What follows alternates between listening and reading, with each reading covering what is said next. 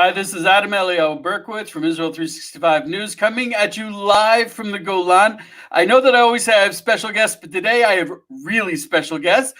I have my dear friend Zusha Fruman and Yehuda Gollum, known to me as Hudi. When I was first becoming religious, these people, each in their own way, had a huge impact on my pathway back to Torah. And I'd like to present how there was an entire community of people who were coming back, and the really difficult journey that this community has taken as a community recently. So there's my friend Zusha. I have no words to describe to you how much I love this man. And Yehuda is a young man I saw grow up in front of my eyes. They both they live on Mevo Modiin, which was established by Rabbi Shlomo Carlebach. And it has, because of that and because of who they are, it had a very special and powerful influence in the world, bringing the light of Torah. So Zusha was one of the founders of Mevo Modiin. Just to give you a peek at what we're going to be talking about at the end, Mevo Modiin burned down completely a year and a half ago, almost completely. And they had to rebuild from the ashes. And the rebuilding of the ashes, I want to hear about what they're rebuilding and where it started. So Zusha, could you tell us a little bit about Mevo Modiin and the incredible Reb Shlomo Carlebach, who was the founder of Mevo Modiin? Yeah, we were all the founders. He was our spiritual guide, our spiritual teacher. We all were the founders of the Moshav. Really, the purpose of the Moshav was, first of all, to give a home to Reb Shlomo Carlebach, so that he could have a place to do what he wanted to do in the world, and a Beit Knesset, a synagogue where he could pray like he wanted to pray, and he wanted to basically show the whole world, also the Jews and also the non-Jews, wanted to show the whole world the beauty of Judaism, how beautiful Judaism could be, and that was really the purpose of the founding of the Moshav. Up until the Moshav started, he would do his thing, he would pray in other people's synagogues, and it wasn't always that successful or appreciated, because when he prayed for a very long time, a lot of singing, a lot of dancing, and a lot of times the people that were in the synagogue, they weren't appreciative of what he wanted to do. So it became clear to him and all of us, we needed our own place to do our own thing. Reb Shlomo was known as the singing rabbi. I believe he had a show on Israeli television, correct? He had many videos on television. And many of the songs that we know today as classical Jewish songs were actually inspired or written by Reb Shlomo, and he came through his prayers. Yes, he did. He did. Really, Reb Shlomo had a very special merit, because after the Holocaust, there wasn't a lot of joy in Judaism. There was a lot of pain and suffering in Judaism. And Reb Shlomo was one of the first people to try to instill joy back into the Jewish people through song and through dance and through showing the beauty of Shabbos and the beauty of Judaism. And he had a great merit because of it, because he really was intent on bringing joy back into Judaism after the great pain and suffering. I think that the irony of this that you mentioned, Zusha, that a lot of people couldn't handle his prayer services because they were so long and they were so and the irony is that today I don't think you can go to any Jewish community, large Jewish community, without having a Carlebach minyan. They after his passing, it is spread like wildfire, and it is literally everywhere around the globe today. You're right. It's true. You're right. And also, one of the important things I think about the Moshav, which is what we call it, the Moshav, and Reb Shlomo Carlebach is just Reb Shlomo. I think it was really to spread that joy. And I know I became very good friends with your sofa and spent a lot of Shabbos sleeping on your sofa, learning about this joy and fixing my heart. And I think that all of the people in the Moshav that I knew, they all had open houses for people, for anyone who really needed Torah. So I just want to add that before the fire, which was 2 years ago, tens of thousands of people came through the Moshav. Tens Mm-hmm. of thousands came every Shabbos to taste the beauty and the joy of Shabbos. And tens of thousands of people all around the world knew the Moshav and loved the Moshav, and we changed the lives of thousands and thousands of people. I remember the excitement of it as a kid. You know, we'd be so excited to like just give up our bed or our bedroom, me and my siblings, just to random guests my father would bring home Friday night. Just random, suddenly without even knowing. Some people that didn't have where to eat or sleep, we would, give it up, and it was just part of our upbringing. And it's one of the funnest things of looking back as a child. It's something unique a bit to our community. Also, another thing, Reb Shlomo sang to a lot of hippies who really who really liked his approach to Judaism. Yeah. And I remember when I was in yeshiva, there's this perception that the more religious you get in Torah, the more serious you get about Torah, the darker you get. Black clothes, black hat. And one of the things that blew me away about the Moshav was I went there, and oh my goodness, I met person after person who was 100% dedicated to Hashem. And I didn't see a black coat or black hat anywhere. Right. It was a very beautiful, aesthetically beautiful, spiritually beautiful on the inside and outside. One of the people said the power of love. I think that was very clearly true, and it was music, and so Zusha, I want to add. Sure. Not only did Reb Shlomo, not only did the hippies love Reb Shlomo because of his message of joy and love, but Reb Shlomo loved the hippies because of their message of joy and love. He always said that his most favorite time period in his whole life was when he was in San Francisco in Haight-Ashbury with all the hippies. It was his most favorite time. So up until he met the hippies, Judaism was, like you mentioned, a very square, black kind of experience. But when he met the hippies and saw how much they loved his message, he fell in love with them also. And also, so people absolutely understand, Reb Shlomo Carlebach was also special in that he was a huge, what we call Talmid Chacham, a huge Torah scholar. Yeah. And he was the most, I don't know if you could say renowned, or the sharpest Torah scholar at the Lakewood Yeshiva, which was one of the most prestigious yeshivas at the time. So his whole approach to love and joy and singing and was not based in just like, oh, let's be happy. It was very seriously rooted in Torah. Yes. And I think if we look, I know that you also are you study an awful lot, and I've really learned an awful lot of Torah from you, and I think that was also part of his legacy that he brought down through the Moshav. Totally, yes, totally, yeah. Wow. Yeah.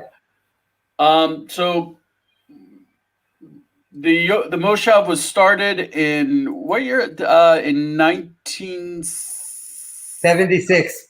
1976. Yeah. And I'm seeing that that right now there are about 255 people there. So it's really a very small family. What do you mean? Well, not so many people were living there. It was around and it never really grew into a city. But maximum at its peak before the fire, there was 50 families living here, maybe, with a bunch of caravans behind houses. A lot of kids put down caravans behind their parents' houses. Maybe there was 60 families total living here on the Moshav at its peak. But so many people came through the Moshav. Yeah. And received the light. Wow. Okay. And about a year and a half ago, there was a fire that hit the Moshav. Could you tell me a little bit about that? Yeah, I mean, there was on Lag BaOmer in May of 2019, May of 2019, a huge fire just hit the Moshav and destroyed 50 homes, destroyed the lives of everyone living here. A number of homes were not destroyed, including my home. There were about 10 homes left standing after the fire, and mine was one of them. But most people lost everything, all of their life's possessions, everything. You can't even imagine, in your wildest imagination, how much destruction a fire could do until you actually see it. People's lives were destroyed totally. Thank God no one got hurt. Everyone got out of the Moshav before the fire, and no one got hurt. But people's lives were totally disrupted and destroyed totally. From what I understand, you had about 10 minutes warning to get out before the fire engulfed the. That's right. And that was really a miracle that they went from door to door, banging on the doors, getting people out of their houses. Yeah. I have a question. Yeah. You're given 10 minutes to leave all your worldly possessions behind. What do you take with you? Well, most people didn't take anything. Most people thought they were going to be back in 10 minutes afterwards. People had no idea that they were not going to be coming back. Some people had their life savings hidden in their house. They had all their documents, everything, every piece of paper that they had accumulated their whole life. It was in the house, everything. Some people had money and jewelry, and everyone had everything. And no one had any idea that they were not going to be coming back after 10 minutes. That it just, there are other fires. There were fires in the past where we also evacuated the Moshav. But in 10 minutes, we were able to come back again. So everyone thought that was just going to be another fire like that. No one took anything. Everyone left everything. Yeah, I had about 10 minutes at least. I had this minute there where I was going to maybe grab something from the house. It didn't even hit my head. And now in retrospect, I look back and I'm like, wow, what would I have taken? I would probably have taken these carvings from my grandfather that are irreplaceable. He had hand carving plates and all this amazing artwork that I never met. My grandfather passed away when my mother was a kid. But I always felt connected to him through my mother and through his art, which was one of the things that really helped me connect to somebody, beyond time and space. And it's pretty amazing. And those are the things that are I wish I could go back in time and save them so I could show to my kids these things that are irreplaceable. So if I had that opportunity, that's what I would have grabbed. Everybody had huge amounts of photography. How do you call them? Pictures of album books. Album books. And everyone had hundreds and hundreds of pictures of their children as they're growing up and everything. And everything was just destroyed. And at the end of the fire, nothing remained. There was people. Not only that, people. There were a lot of babies. People didn't have clothes for their babies, and they had nothing. It was like what do we do tomorrow when we wake up tomorrow and we don't have any clothes for our kids? It was just like a total shock. A total shock. What happened to the Torah scrolls that were in the synagogue? For those listeners that don't know, the Torah scrolls are considered the utmost sanctity. And when a Torah scroll is, God forbid, destroyed, there's actually a funeral service in which it is buried. So I was curious to know what happened to those Torah scrolls. Yeah, the truth is the Torah scrolls were taken out of the synagogue and removed. But in the end, the synagogue did not burn down. The synagogue was untouched. Yeah, one of the only buildings. That stayed totally whole. And the synagogue was beautifully hand painted. It's one of the you don't see things like this today. Who was the artist? Yitzchak ben Yehuda. Yitzchak ben Yehuda. One of the members of it was really a labor of love. It helped the uplifting aspect of the prayer. It was really amazing. Someone someone commented, my first choice would be a few of my Bibles, and I'm just thinking, every single person in the Moshav had a library of holy books. that are now gone. I mean, basically, if you thought you were coming back in 10 minutes, you wouldn't take anything with you, not even your Bible, because you didn't. Exactly. The Moshav is surrounded by forest. Yeah. So there have been forest fires before, and some of the young folks told me that they actually used to go out and fight the fires before the fire department showed up, if the fire department showed up. Yes. So fires were nothing so incredibly unusual. Right. So this one was a surprise.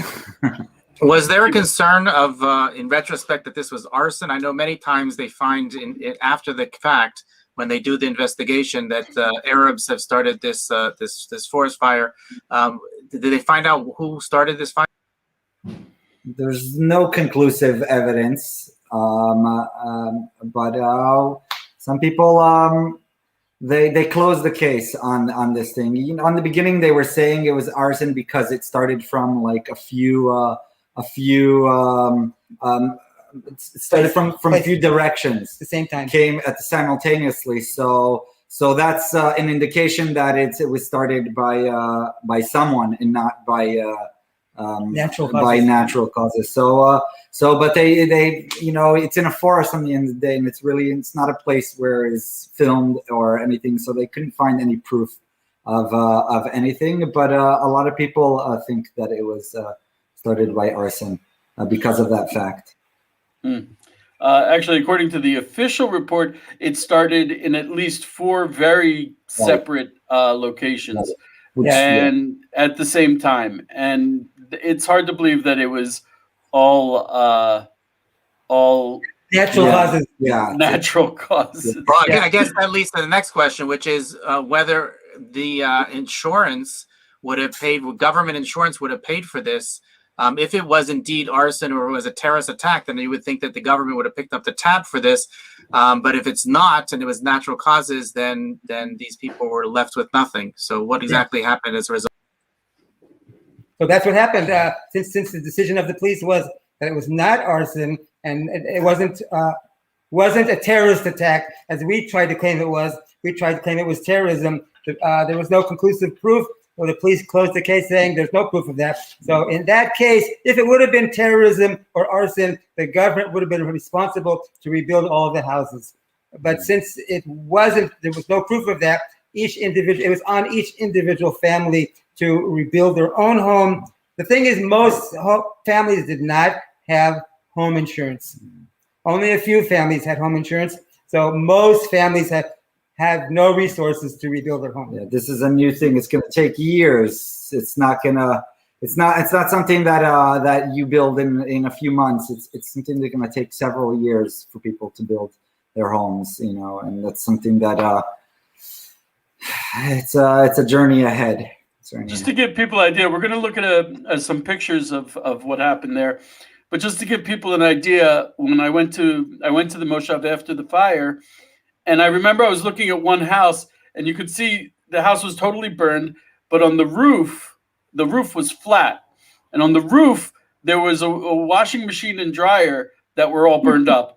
And I remember thinking to myself, well, that's crazy. Who puts a washer and dryer on the roof? And then I realized, oh no, that was a complete second floor that just not a single stick remains. It just totally burned away. It was really, so Josh, do we have some photos of, so this is just to get, if you can take a look at this is the Moshav, and I can kind of remember where I used to walk around there. But you can see there's some houses where there's just shells. And I want to put, even the houses that are complete, like your house was not burned down, Zusha, but you couldn't go back to your house. No, only because there was no electricity, there was no water, and there was no community, and nobody was living there. We couldn't go back until the electricity was hooked up again, which took 6 months for electricity to be hooked up. And then after that, we did move back home. So people here, we see people lost not only their their houses, but they also lost their cars. The houses that you see standing, they may even look like they're standing, but on the inside there's nothing. On the outside there's nothing, and you have to paint, and it's just you can't just move back in. Any garden you had was gone, and the Moshav, as I said, is in the middle of the forest. The forest surrounding was burned down. The forest on the any plants on the inside, any gardens gone, totally gone. Yeah. Now this, I really wanted to see this picture because this is what we call Havdalah, which is what comes at the end of Shabbos. And this really was a community where people would gather together, even for things that most families do on their own. I do Havdalah by myself. Just to give you an idea, the gentleman who's just slightly to the right, the person on the right, you can see him holding his fingers up to the candle. That's Ben Zion Solomon. I know the man. We used to go to his house for Havdalah. He would have hundreds of people outside of his house on Saturday night, and it really was a joyous communal event, which really is. Oh, and here we have Zusha. That's me. There's you, Zusha. The unmistakable Zusha. And as you can see, there are people here who clearly don't look religious or less religious. People came from all over just to get the light of the Moshav. I remember one Shabbos, I was at the Moshav, and as Shabbos went out, all of a sudden a group of people showed up, and they were clearly not Jewish. They were smiling and very clean shaven, and they were looking around like, they were tourists, even though, and it turns out that they had come from a monastery nearby. Yeah. Do you remember that? Yeah, of course. Yes. And you used to include anyone who wanted to join in. You would find a way to include them. Yeah. And I saw that time after time, and it's really something that I rarely saw in Jewish communities. Yeah. And I think in that respect, you were very much. And I want to say again, yes, we lost it. It's it was a fire, and it destroyed not only the buildings, it spread the community. So when did you move back to the? Okay, now he's going to show us where it's so funny. If we look at this, the Moshav, if you go to it, the planes are flying low overhead because the Moshav is right near the airport. And I remember one time when I missed my plane to go back to America, I ended up sleeping in your backyard. In the morning, you woke up and you're like, Eliyahu, what are you doing here? You're supposed to be in America. Yeah. Yep. But when the Moshav was first started, it was not, and it's right near a large city called Modiin. But when the Moshav first started, it was not near the airport, and it was not near a large city. Is that correct, Zusha?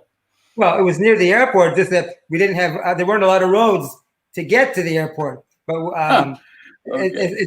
we were, when we first moved there in 76, we felt like we were at the end of the world because the road ended at the Moshav, and there were not a lot of roads, and we just felt like we were in the middle of, at the end of the world.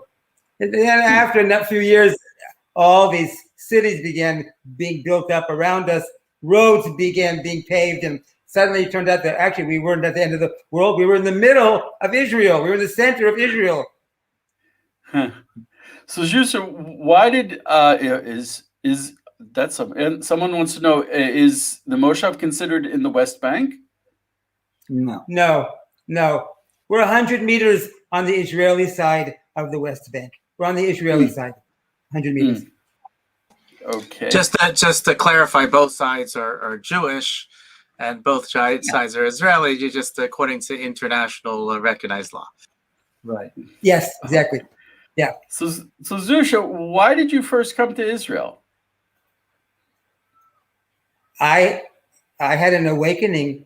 I grew up in a non-religious family, and I had an awakening that I wanted to connect to Jewish things. I wanted to begin to learn Torah. I wanted to get close to God. And in those days, I grew up in Los Angeles.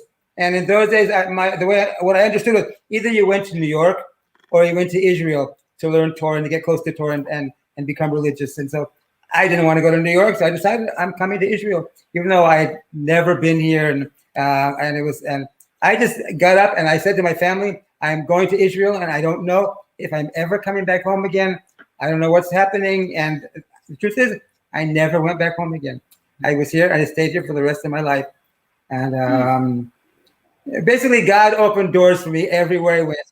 Just opened doors. As soon as I got to Israel, I was here maybe a month, and the Moshav began to happen. The Moshav, I fell into this community that were planning to move to the Moshav, and I became one of the members of this group of people who were planning to come to the Moshav. And God just opened doors for me because He wanted me to have a home in Israel.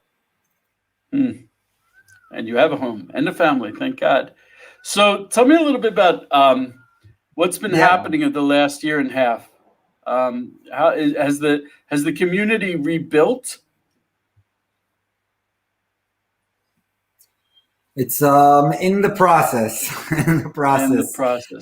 We have about the government has helped us out a bit, and more than a bit. For the homes that were totally destroyed, families, they gave aid to families by or giving you a choice of rent for 3 years or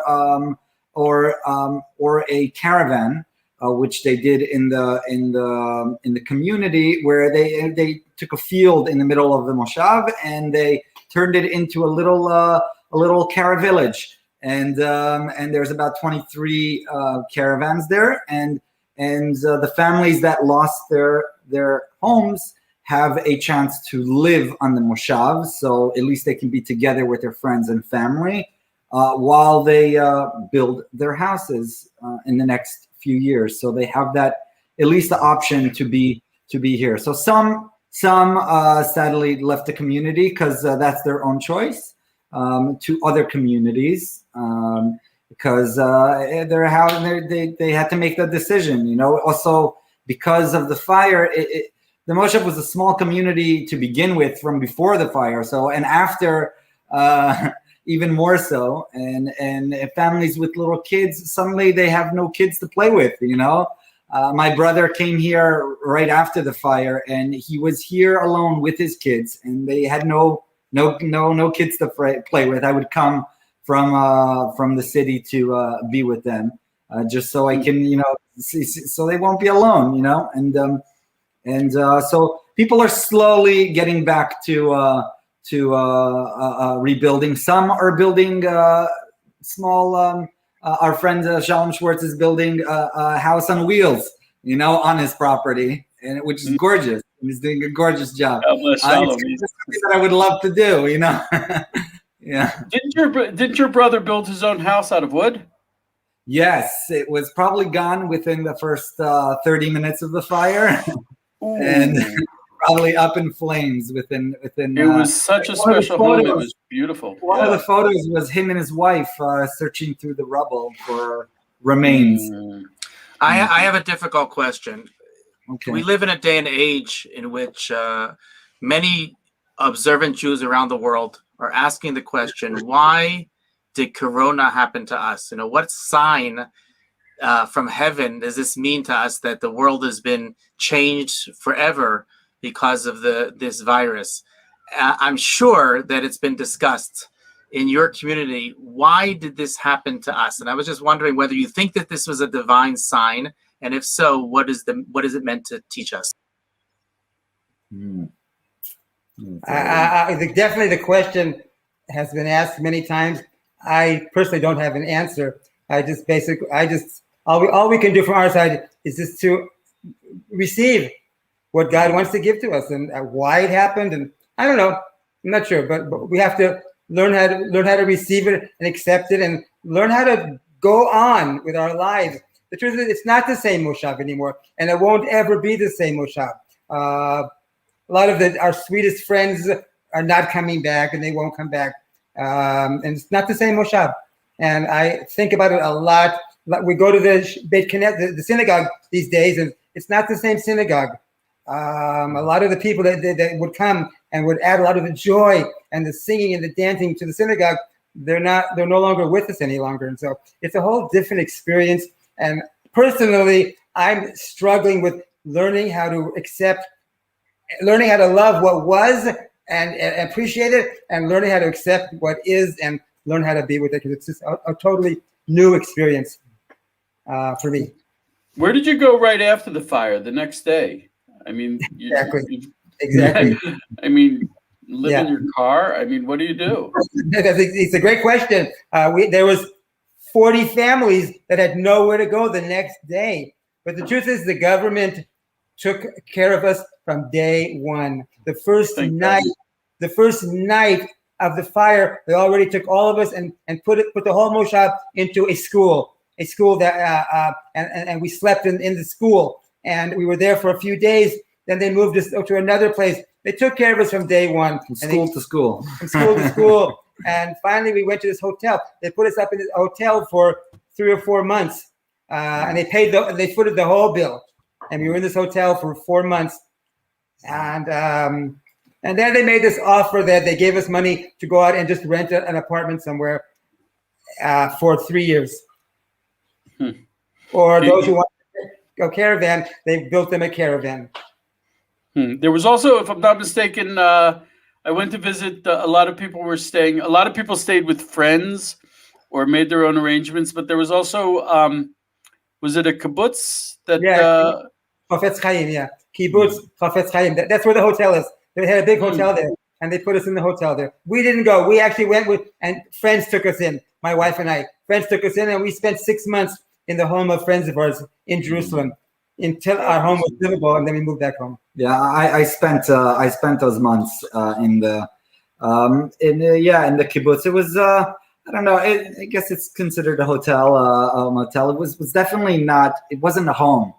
It took a lot of getting used to. Suddenly, you find yourself in your community eating in one big dining hall together. You know, when you're used to having your breakfast alone at home, suddenly if you want to get something to eat, you have to go the 3 times a day to the lunch with all your friends and neighbors, which was a beautiful experience. But also at some point after a few months, it could get a bit much. You want to do your own thing and not see your neighbors sometime.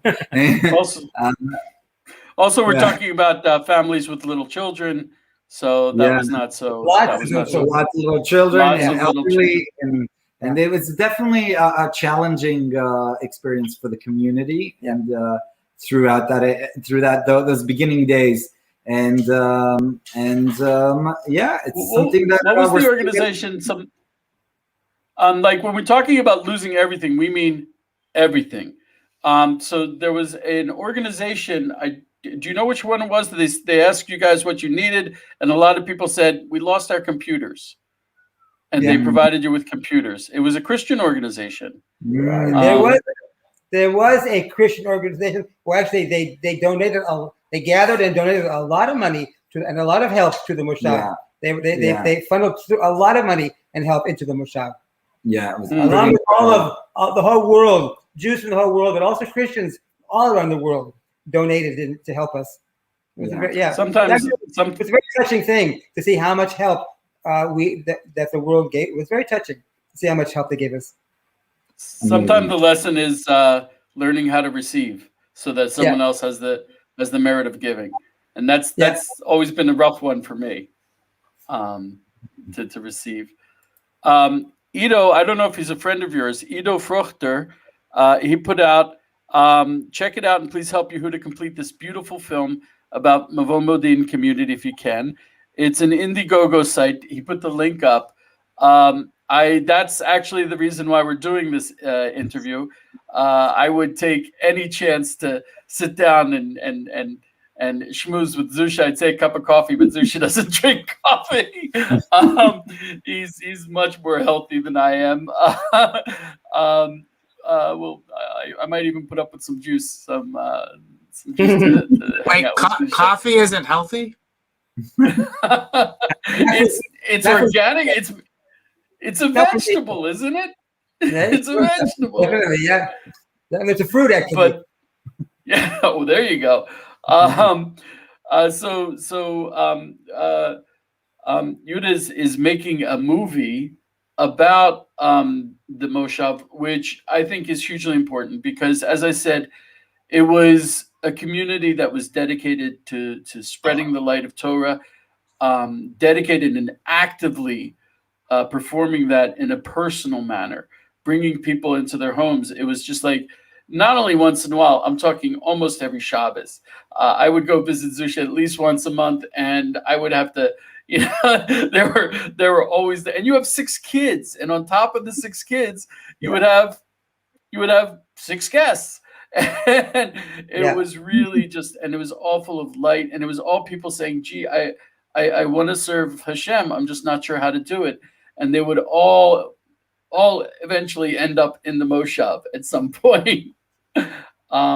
And I'm hoping that, you know, it hurts for me to hear you say that the community, you know, loving what was and loving what took its place. But I think there could be a big lesson of healing as a community, that other people can learn from. I think Josh mentioned the corona. One of the lessons we're learning is how much we need each other. How just being in a room alone with everything you have, it is not nearly enough. People are seriously hurting because they're all alone, and they want to come back together as communities. And I'm hoping that your film will teach people how that can happen. I'm hoping. Definitely was a fascinating experience to first of all be the only one that in a very sensitive situation, suddenly when my whole community loses their home, to come with a camera and get into the hard moments, as you'd say, the moments where people are very vulnerable.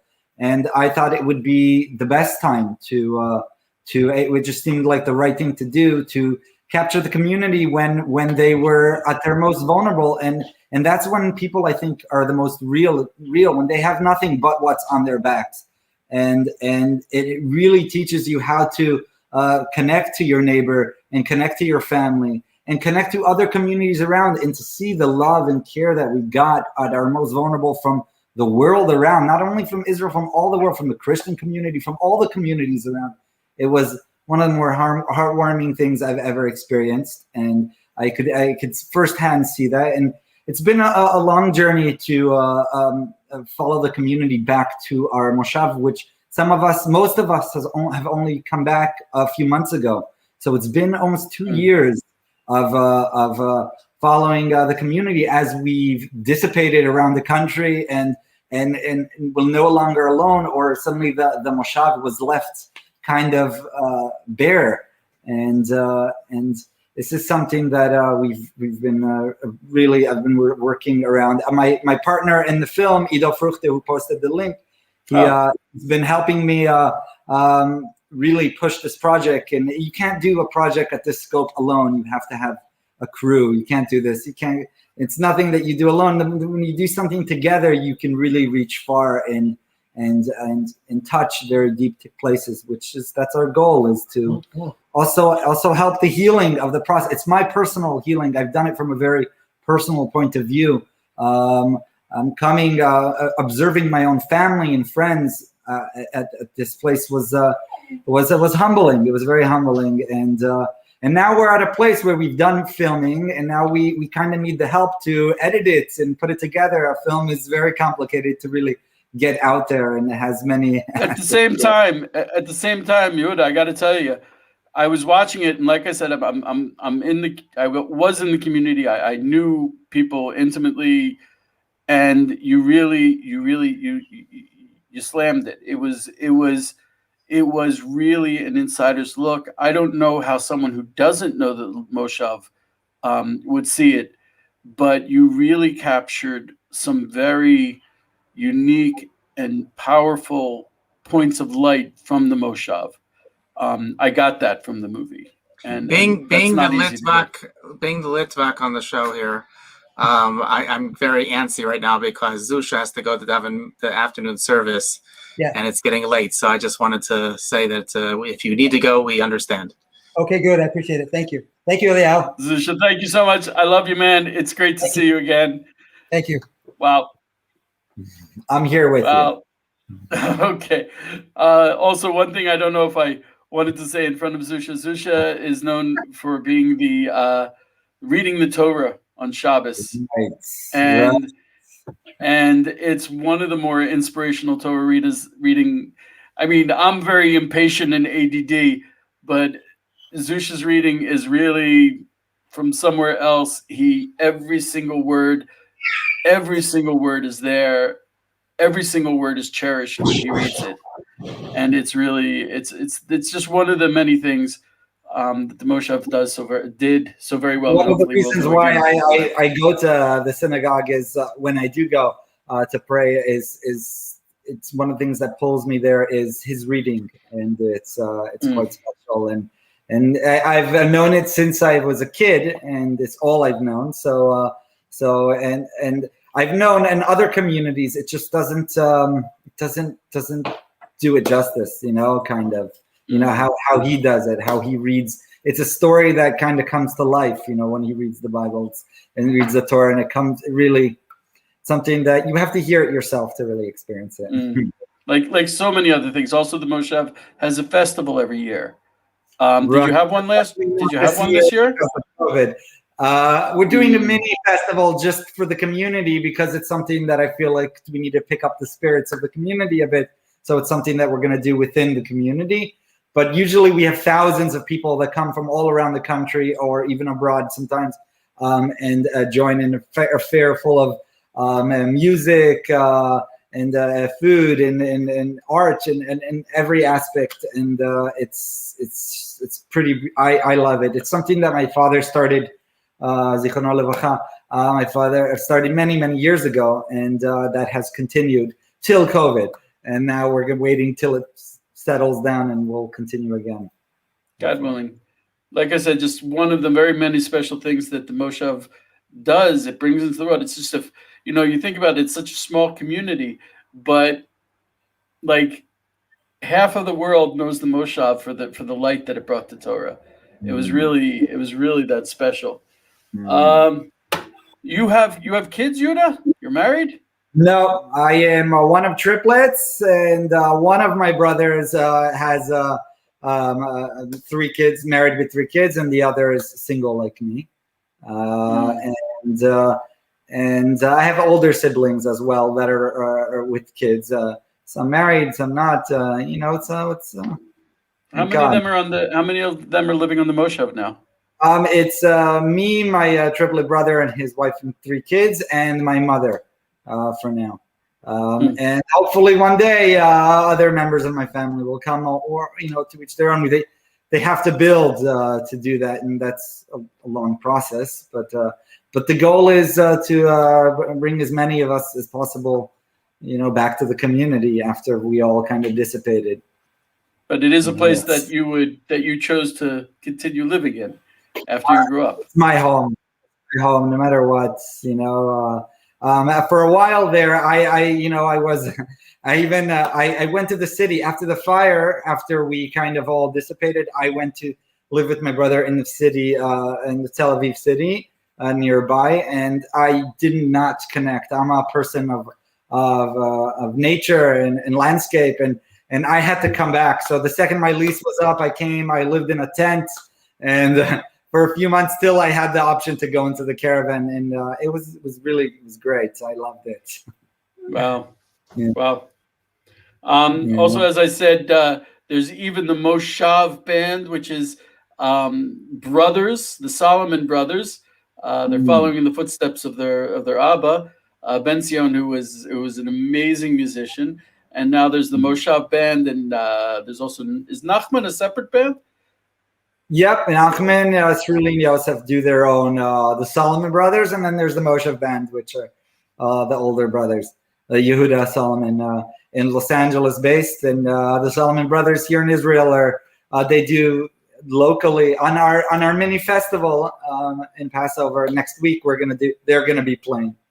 So lest you think that this is all just like young kids having a rock and roll fantasy, the very same young men who are in this rock band. First of all, the music is beautiful and it's holy. I've seen them leading prayer services. It's part of who they are. It's not some rock and roll fantasy. I think, and the reason why I'm going on about different aspects of the Moshav is there's so much of the Moshav, and it was all dedicated towards spreading the light of Torah, which is why I think the loss of the community, God forbid we should lose it, is going to be felt far beyond just this small community. One of the things that was kind of scary after the fire, and we were all in dorms together. It was, we didn't really know what was going to be with our community, and that's something that was scary to me, because to me this is my home, and I can imagine all I want that this is the place where I need to come back. But back then we didn't know what was going to be, So it's been quite a journey to go through the process of being thrown out to the places where you don't know what's going to happen tomorrow, and all the way till coming back to our community and rebuilding. And it's been quite a journey of a lifetime, I would say. And if somebody would ask me if I would want to change it, and if I had the opportunity to stop the fire, honestly, I don't know. I feel like it's sad to say also a lot of good has come out of it, a lot of change that might be positive. And it also brings you to a place where you're willing to work through things that you weren't working through until then. So it kind of forced everybody to deal with the reality, and because you have no other choice. So it's a good lesson to many things in life, that a lot of things that we bury deep and we don't deal with, and that's something that it was a great lesson for me. As an outsider who was also on the inside, like so many people who were outsiders were also on the inside. I think this was a huge banging wake-up call, not to take for granted what we got there, what the Moshav is, the light that it spreads to the world. I really would like to recommend. I put up again Ido's comment, the link to your movie. It's an ongoing project. It really does give an insider's look of a very special community going through a really powerful time. And I think that's worth watching. Leo, you're going to need to post that link in the description in order to get make it linkable, so people can press it and go in. I'll post this in the description in YouTube and in Facebook, and also anyone who comes to Israel 365 News, this will be our news video tomorrow, and it'll have all the links, so you can go in and read a little bit more about it. I'm going to do an article on the Moshav, because really, I think all of Israel, even the people who weren't personally connected to the Moshav, it was a wake-up call, because we've had arson terrorism for a very long time. The balloons, the kites, it started with kites, it went to balloons. And it's really been devastating, but until now, it was mostly limited to, well, that's not exactly true. It was limited to agricultural lands, nature preserves, though that's not necessarily true. A couple of years ago, we had the Carmel fires, and a lot of people ended up homeless from that as well. But this is the forces of darkness that are trying to stop the light of Torah coming out of Zion. That's really what it is. And the way they can do it is just by, it's clear that they don't love the land. They're burning the land because they hate the Torah that comes out of it so much. And that's what we're fighting against. So as I said, you'll be able to see the links on the videos on YouTube. If you go to the Israel 365 News Facebook YouTube page, and you'll also be able to see it on our news feed, the Israel 365 news feed. And also, if you come to Israel 365 News tomorrow, you'll be able to see it as our news video. And it's a good time to see the news. Tomorrow's also the elections. But what I wanted to say was, I think all of Israel was shocked, because this was the first time that an entire community had been burned out like that. That's something to be said. Something to be said is that that they really, the government, one of the reasons they gave us aid is because our community is known to be a unique phenomena, you can say, something that's different from all other communities in Israel, an an English-speaking community here in Israel that has its own kind of culture, you can say, almost. And that's why they fought, and the government agreed to give aid to keep it alive. Otherwise, and that's why so many people I felt like wanted to help, because they didn't want to lose something that it took many years to bring this kind of uniqueness together, and it would be a shame to lose it. And thank God for that help. The Torah was given to Mount Sinai to all of Am Yisrael. It's not given to all of the nation Israel. It was not given to one person. And the whole point is not for one person to say, haha, I got it. The whole point is for all of us to go up to the mountain together, and to celebrate Hashem together on the mountain. Which is why if you're not there, if the Moshav is not there, you'll be sorely missed. It'll be wow, where are they? Their place is open and waiting for them, and they're not here. So I think that's why it's so important to help a community that's hurting. So Udi, thanks so much. I'm hoping to hear from you when your project takes another big step forward. Hopefully that'll happen soon. Amen.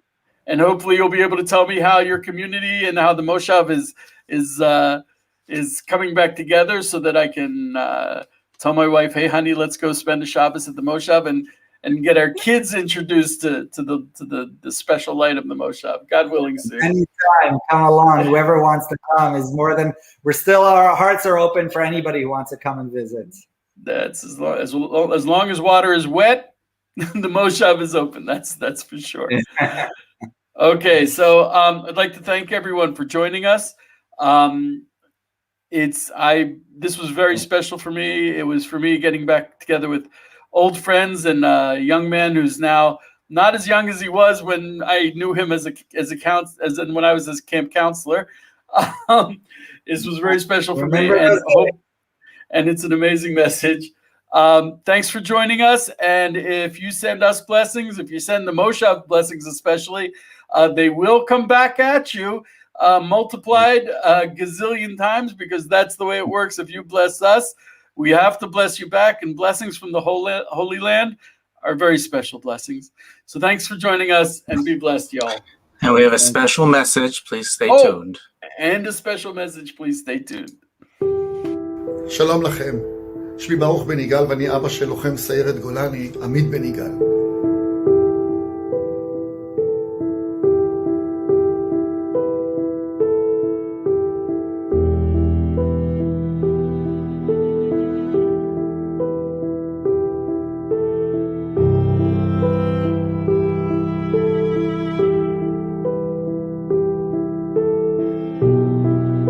בליל הסדר הזה ישאלו כל עם ישראל, מה נשתנה הלילה הזה? מה נשתנה הלילה הזה עבורי? זה שעמית לא נמצא איתי, יהיה כיסא אחד ריק, כיסא אחד לכבודו של הבן שלי שלא נמצא כאן איתי. הבן היחיד שלי שהקדוש ברוך הוא נתן לי ונלקח ממני בי"ח אייר תש"פ.